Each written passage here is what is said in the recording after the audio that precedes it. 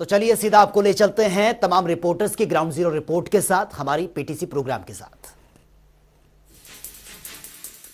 आज वाराणसी में मुख्यमंत्री योगी आदित्यनाथ 2 दिवसीय दौरे पर पहुंचे, जहां उन्होंने वाराणसी के सर्किट हाउस में अधिकारियों संग समीक्षा बैठक की। वहीं 12, 13 और 14 तारीख को होने वाले G20 को लेकर उन्होंने समीक्षा की। समीक्षा के दरमियान वाराणसी को स्मार्ट सिटी प्रोजेक्ट के रूप में उन्होंने दिखाने के लिए खास तौर से जोर दिया और वहीं वाराणसी में जो गतिशील योजनाएं हैं उनको लेकर लॉ एंड ऑर्डर सहित तमाम दिशा निर्देश दिए। उसके बाद मुख्यमंत्री योगी आदित्यनाथ वाराणसी काल भैरव मंदिर में मत्था टेकने के लिए रवाना हुए। उसके तदोपरांत वो काशी विश्वनाथ मंदिर में दर्शन पूजन कर वाराणसी के BHU ग्राउंड खेलो इंडिया के तहत समापन कार्यक्रम में पहुंचे, जहां केंद्रीय मंत्री अनुराग ठाकुर सहित तमाम मंत्रीगण की मौजूदगी में खेलो इंडिया का समापन का आगाज भव्य और दिव्य रूप से आज हुआ, जिसके लिए मुख्यमंत्री योगी आदित्यनाथ स्वतः पहुंचे और खिलाड़ियों के साथ उन्होंने खेलो इंडिया के तहत तमाम वार्ताएं की, जिसमें वाराणसी के खेलो इंडिया का जो प्रोजेक्ट रहा उसको लेके क्या डेवलपमेंट किया जा सकता है और क्या बदलाव किया जा सकता है, उसके तहत खिलाड़ियों से उन्होंने वार्ता कर उनसे जाना और क्या आने वाले समय में उसमें बदलाव किया जाए उसको लेके भी उन्होंने खिलाड़ियों से वार्ता की। लखनऊ विकास प्राधिकरण में भ्रष्टाचार के तमाम तरह के जो है मामले चलते रहते हैं, लेकिन कल जो है ऐसा मामला प्रकाश में आया है कि जब एक बाहर के बाबू पटल पर कार्य कर रहे थे और जो यहाँ कार्यरत बाबू थे पटल से गायब थे, तो ये जब खुद इंद्रमणि त्रिपाठी जो यहाँ पे VC हैं उन्होंने अपनी चेकिंग के दौरान पकड़ा। अब उसके बाद निगम में थोड़ा जो है LDA में सतर्कता आई है और उन्होंने कहा है कि अब जब कोई बाबू ऑफिस छोड़ेगा, दफ्तर जाएगा तो रजिस्टर पर साइन करेगा और लिखेगा कि मैं इन अंदर हूँ या कार्यालय से बाहर हूँ। अब ये व्यवस्था कैसे लागू होती है भी अपने आप में सवाल है, लेकिन LDA में जहाँ तक आम लोगों को परेशान होने की बात है, वो आते हैं आवंटी और परेशान होते हैं, उनकी महीनों फाइलें लटकाए रहते हैं लोग। VC ने भी कहा कि जो है पहले जो है लोग काम जो नहीं करेंगे 25 तारीख तक फाइलें पूरी करेंगे, उनकी वेतन रोकेंगे, वो भी काम ऐसा पूरा नहीं हो सका। तो कुल मिला के बातें तो बड़ी बड़ी अफसर करते हैं, लेकिन हकीकत में धरातल पर नहीं उतर पाती हैं। और हालत यह है कि जहाँ LDA जो है सरकारी विभाग में और बाहर का आदमी काम करता पाया गया, तो ये बहुत बड़ा सवाल लग रहा है विभाग की प्रतिष्ठा के ऊपर। अब देखना यह है कि LDA के VC का यह आदेश कितना प्रभावी होगा और कब तक आम जनता को राहत मिल सकती है। उत्तर प्रदेश में ट्रांसफर प्रक्रिया में फजीहत करा चुका लोक निर्माण विभाग इस बार ऑनलाइन ट्रांसफर प्रक्रिया अपनाई है। आज लखनऊ के लोक निर्माण विभाग के विश्वेश्वरैया हॉल में ऑनलाइन ट्रांसफर प्रक्रिया अपनाई गई। इस कार्यक्रम में PWD विभाग के मंत्री जितिन प्रसाद, तमाम अधिकारी उसमें मौजूद थे। 181 अभियंताओं का ट्रांसफर हुआ, जिसमें उनको मनचाहा जिला दिया गया, जिसमें 33 वो अभियंता थे जिनकी पहली बार नियुक्ति हुई है, उनको तैनाती कर दी गई है और 100 करीब 48 जो जेई थे उनको सहायक अभियंता बना दिया गया है। तो कुल मिलाके जिस तरीके से PWD मिनिस्टर ने कहा कि उत्तर प्रदेश में सरकार की जो जीरो टॉलरेंस नीति है उसके तहत ट्रांसफर प्रक्रिया अपनाई गई है। पहली बार विभाग में ऐसा हो रहा है, लेकिन जिन लोगों का ट्रांसफर हुआ है उन जेई से भी उन्होंने कहा कि जिस तरीके से सरकार ने एक पारदर्शिता के हिसाब से काम कर रही है, उनको भी करना पड़ेगा, काम के अनुसार ही उनका प्रमोशन दिया जाएगा। आने वाले समय में अब देखने वाली बात यह होगी क्या विभाग इसी प्रक्रिया पर ट्रांसफर नीति अपनाएगा या फिर इसमें भी कुछ बदलाव होगा। लेकिन इतना जरूर कहा जा सकता है कि पहले जब ट्रांसफर प्रक्रिया हुई थी इसमें तमाम आरोप लगे थे विभाग में और यहाँ तक कि मंत्री पर भी कई आरोप लगे थे। इस बार इस प्रक्रिया को अपनाकर, ऑनलाइन प्रक्रिया को अपनाकर उस पिछली जो लोग फजीहत हुई थी विभाग की, उसको धोने का काम किया है।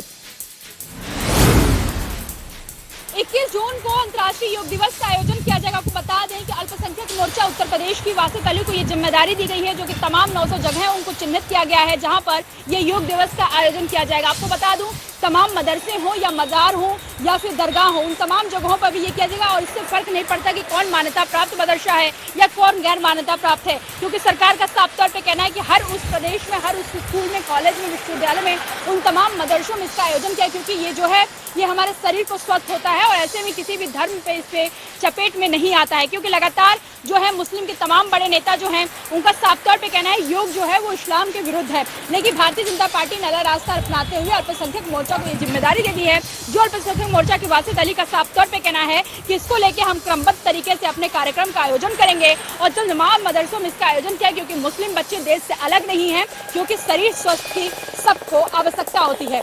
ऐसे में साफ तौर से देखा जा रहा है कि जब संयुक्त राष्ट्र संघ में प्रधानमंत्री नरेंद्र मोदी ने इसका प्रस्ताव रखा था 2014 में, तब से ये मनाया जा रहा है और लगातार देखा जाता है कि किस तरीके से योग दिवस का भारत नेतृत्व लगातार 2016 से करता आ रहा है। 21 जून को योग दिवस के मौके पर अब मदरसे के बच्चे भी योग करेंगे। भाजपा अल्पसंख्यक मोर्चा के प्रदेश अध्यक्ष बासित अली ने ऐलान किया है कि करीब उत्तर प्रदेश के 900 ऐसे मदरसे हैं जिनको चिन्हित किया गया है, वहां पर जो छात्र हैं वो योग करेंगे और उनको योग की जो बारीकियां हैं वो बताई जाएंगी और उसकी जो फायदे हैं वो भी उनको बताए जाएंगे। यह पहला मौका होगा जब योग दिवस पर जो मदरसे के बच्चे हैं वो योग करते नजर आएंगे। सबसे बड़ी बात यह भी है कि वहां पर जो अलग अलग मदरसे हैं वहां पर कई ऐसे मंत्री और विधायक भी शामिल होंगे उनके साथ, और वहां पर योग की बारीकियां बताई जाएंगी। योग को लेकर एक अवधारणा है कि ये किसी एक समाज या किसी एक धर्म से जुड़ा हुआ है, इस अवधारणा को भी खत्म किया जाएगा और ऐसे सभी लोगों के बीच में ले जाया जाएगा। फिलहाल पिछले भी कई ऐसे योग दिवस रहे हैं जिसमें प्रधानमंत्री खुद इसका हिस्सा होते हैं और अलग अलग जगहों पर बड़े कार्यक्रम किए जाते हैं, लेकिन इस बार मदरसों में भी यह कार्यक्रम आयोजित होगा। गोरखपुर गोलघर स्थित मंगलम टावर के बगल में FBI पॉइंट जो इलेक्ट्रॉनिक शोरूम की दुकान है उसमें एक भीषण आग लग गई। भीषण आग लगने के बाद अफरा तफरी का माहौल हो गया। लोगों ने तत्काल फायर ब्रिगेड को सूचना दी। फायर ब्रिगेड की टीम मौके पर पहुंची। चूंकि इलेक्ट्रॉनिक पार्ट्स की सामान बिक्री होती है इसलिए जहरीली गैस उसमें से निकल रही थी। 2 जवानों को अंदर भेजा गया, काफी धुआं था और 2 जवान जो है ब्रीथिंग किट पहनकर अंदर गए और किसी तरीके से आग पर काबू पाया। आपको बता दें कि इस शोरूम के बगल में मंगलम टावर है जिसमें सैकड़ों दुकान हैं। अगर इस पर काबू नहीं पाया गया होता तो ये सभी दुकानें इसकी जद में आ सकती थी। फिलहाल आग पर पूरी तरीके से काबू पा लिया गया है और दुकानदार ने बताया कि अभी कितने के सामान जलकर राख हुए हैं इसको अभी बता पाना असंभव है। मुजफ्फरनगर में आज डिप्टी सीएम केशव प्रसाद मौर्य का दौरा था। 1.5 घंटा देरी से मुजफ्फरनगर में केशव प्रसाद मौर्य पहुंचे, जहां से भारतीय जनता पार्टी के कार्यालय गए। करीब 2 घंटे तक भारतीय जनता पार्टी के पदाधिकारियों, कार्यकर्ताओं व जनप्रतिनिधियों से 2024 के चुनाव को लेकर बातचीत केशव प्रसाद मौर्य ने की है। उसके बाद विकास भवन में पुलिस प्रशासनिक अधिकारियों से चल रही मुजफ्फरनगर में विकास योजनाओं व सुरक्षा व्यवस्था को लेकर डिप्टी सीएम केशव प्रसाद मौर्य ने बातचीत की है। उसके बाद पत्रकारों से भी डिप्टी सीएम केशव प्रसाद मौर्य ने बातचीत की है। कई गहन मुद्दों पर पत्रकारों से राय भी मांगी गई डिप्टी सीएम केशव प्रसाद मौर्य के द्वारा। 2 दिवसीय दौरे पर कानपुर देहात पहुंचे डिप्टी सीएम ब्रजेश पाठक के दौरे का आज दूसरा दिन था और इस बीच वह कानपुर देहात की औद्योगिक क्षेत्र दनिया पहुंचे और वहां पर उन्होंने मयूर एडबिल फैक्ट्री का निरीक्षण किया। इस दरमियान उन्होंने तेल बनाने से लेकर पैकिंग और डिस्पैच एरिया तक का निरीक्षण किया और कहा कि कानपुर देहात को सर्वश्रेष्ठ जनपद बनाने का लक्ष्य सरकार ने रखा है और जल्द इसे पूरा किया जाएगा। कानपुर देहात में औद्योगिकरण ज्यादा मात्रा में हुआ है। वहीं कानपुर देहात में अधिकारियों के साथ हुई समीक्षा बैठक को लेकर उन्होंने कहा कि कहीं न कहीं कुछ कमियां जरूर थी, लेकिन 1 हफ्ते में सुधार दिखाई देगा।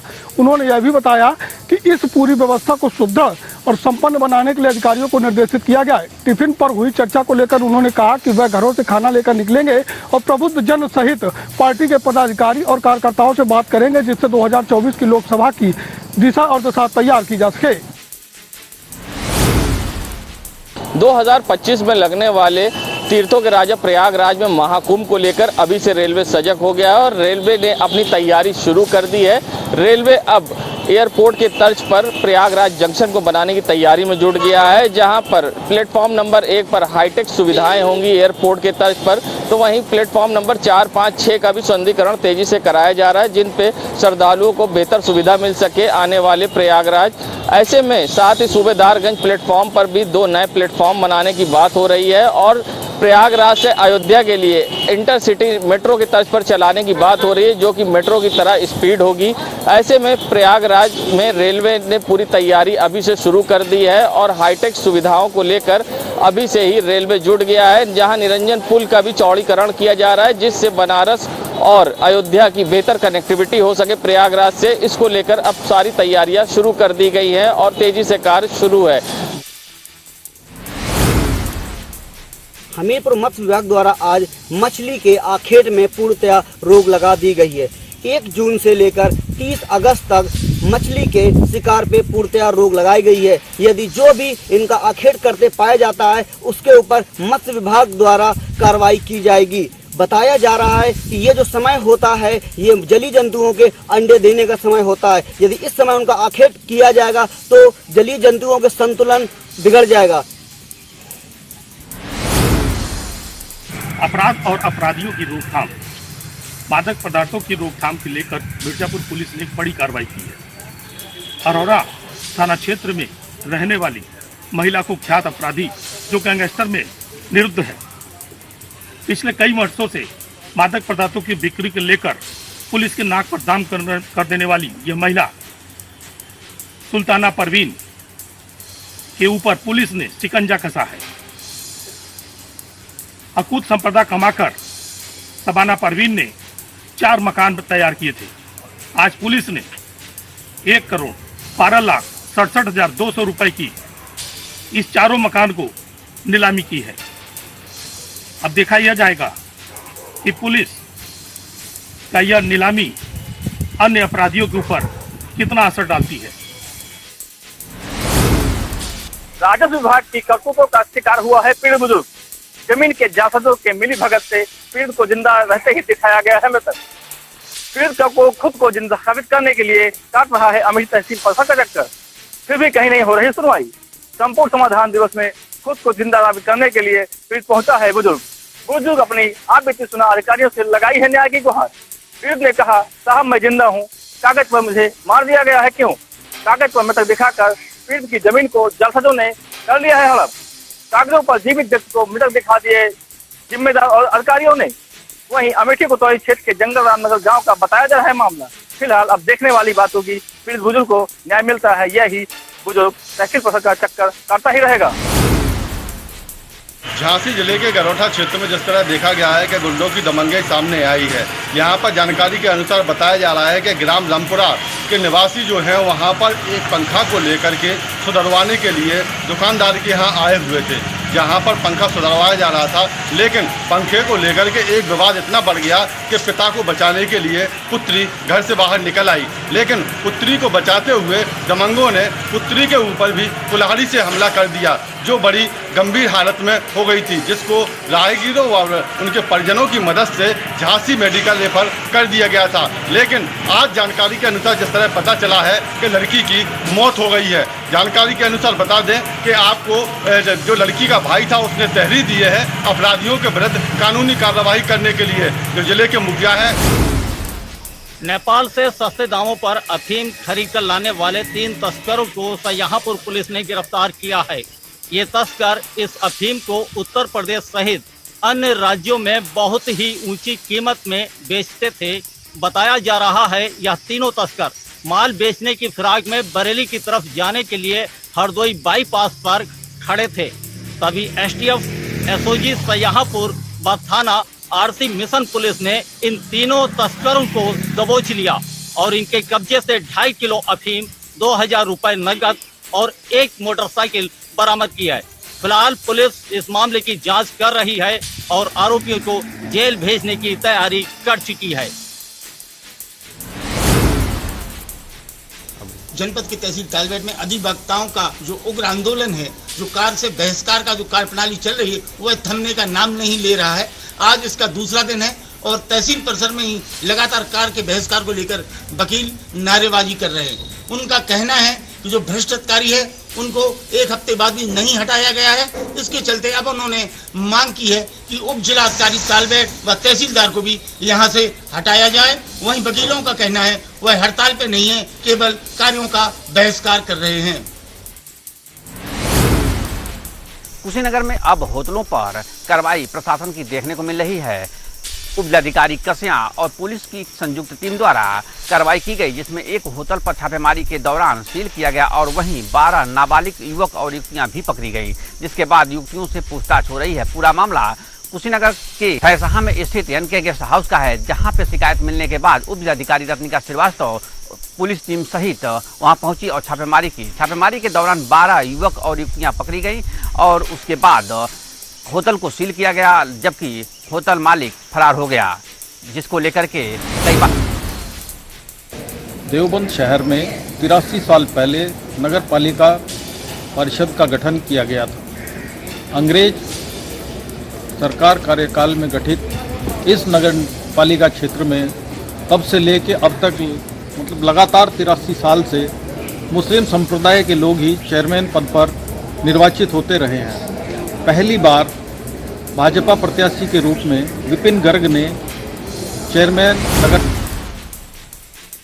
सिद्धार्थनगर जिले के इटवा तहसील में तैनात नायब तहसीलदार देवेंद्र मणि त्रिपाठी की पत्नी ने पुलिस को प्रार्थना पत्र देते हुए गंभीर आरोप लगाया है। दरअसल दिए गए प्रार्थना पत्र के माध्यम से उन्होंने बताया है कि उसके प्रति आए दिन प्रताड़ित करते रहते हैं, जिससे वो प्रताड़ित रहती हैं। उनके द्वारा दिए गए प्रार्थना पत्र के माध्यम से ये बताया गया है कि वह गांव में आयोजित एक शादी समारोह कार्यक्रम में आई थी। इसी दौरान उनके सास और ससुर उनसे बदतमीजी करने लगे और मारपीट करने पर आमदा हो गए। उन्होंने दिए गए प्रार्थना पत्र के माध्यम से ये भी बताया कि जब उनके पति वहां पे मौजूद थे, उनसे बातचीत उन्होंने करने की कोशिश की तो उन्होंने उसके उंगली को काट लिया और उनसे के साथ बदतमीजी की। और इस मामले को देखते हुए जब बच्चों ने बीच बचाव किया तो उनके साथ मारपीट करते हुए घर से निकाल दिया है। हालांकि पीड़ित महिला ने पुलिस को प्रार्थना पत्र देते हुए न्याय की मांग की। कोतवाली पुरवा में तैनात सिपाही अजीत की बीते दिनों छत से गिरकर दर्दनाक मौत हो गई। पूरा घटनाक्रम सीसीटीवी में कैद हो गया। बीते दिनों छत से गिरने पर जब मोहल्ले वालों को आवाज आई, उन्होंने सिपाही अजीत को बचाने का प्रयास किया, लेकिन उसे बचाया ना जा सका। मोहल्ले वालों की माने तो पूरा मामला संदिग्ध बताया जा रहा है। लखीमपुर खीरी में बेमूक व धीर गूंगी लड़की के साथ युवक ने बनाया हवस का शिकार। सारा मामला खीरी कोतवाली के अंतर्गत लहेपुर रोड पर स्थित ईंट भट्ठे का है, जहां पर परिवार के साथ में काम कर रही एक मूक बधिर लड़की गूंगी, जो कि वहीं भट्ठे पर रहकर परिवार के साथ में काम करती थी। साथ में अन्य परिवार भी। सरकार एक तरफ तो पेयजल के लिए तमाम तरीके की योजनाएं चला रही है, तो वहीं ज़मीनी हकीकत बदायूं में कुछ और ही है। आरओ प्लांट तो लगवाए गए, लेकिन आरओ प्लांट कुछ समय चलने के बाद ख़राब हो गए, जिनको दोबारा रिपेयर नहीं कराया गया। बदायूं जिले में लगभग 90% आरओ ख़राब पड़े हुए हैं, जिनकी मरम्मत नहीं हुई है। आरओ जो हैं बिल्कुल कबाड़े में तब्दील हो गए हैं, जिनमें ना तो टैंक है, ना ही टंकी है और ना ही उसमें कोई समरसेबल का बोरिंग है। विधायक निधि द्वारा आरओ को लगवाया गया, लेकिन उसका मरम्मत का कार्य। मथुरा में एक छात्रा के साथ सरेआम छेड़छाड़ का वीडियो तेजी से वायरल हो गया है, जिसके बाद जहां छात्रा के परिजनों में आक्रोश है और उन्होंने आरोपी के खिलाफ मुकदमा दर्ज कराया है, लेकिन अभी तक आरोपी की गिरफ्तारी न होने के कारण उनका आक्रोश शांत होने का नाम नहीं ले रहा है।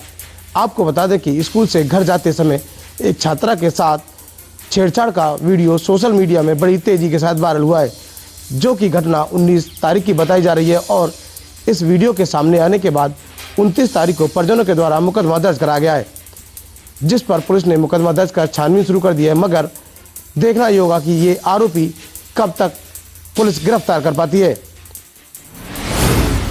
तो हमें लगातार कार्रवाई के बाद भी स्टंटबाजी का कारनामा जो है वो रुकने का नाम नहीं ले रहा है। ऐसा ही एक मामला हसनपुर थाना क्षेत्र के गांव गंगाचोली में देखने को मिला है, जहां एक युवक ने अपने YouTube चैनल पर सब्सक्राइबर बढ़ाने के चक्कर में मोटरसाइकिल पर स्टंटबाजी करता नजर आ रहा है। वहीं युवक ने स्टंटबाजी का जो है वो वीडियो बनाकर सोशल मीडिया पर वायरल कर दिया। हालांकि इस मामले में हसनपुर कोतवाली पुलिस जो है वो कह रही है कि यह मामला हमारे संज्ञान में है और इसकी जांच पड़ताल की जा रही है। जैसे ही जांच कर ली जाएगी, उसके बाद युवक को जो है वो गिरफ्तार कर लिया जाएगा और अग्रिम कार्यवाही जो है वो की जाएगी। केंद्र सरकार के 9 साल बेमिसाल कार्यक्रम के तहत फर्रुखाबाद से भाजपा सांसद मुकेश राजपूत ने ITI चौराहा पर स्थित अपने आवास पर प्रेस वार्ता की और उन्होंने केंद्र सरकार के 9 वर्षों के कार्यकाल का लेखा जोखा मीडिया के सामने रखा।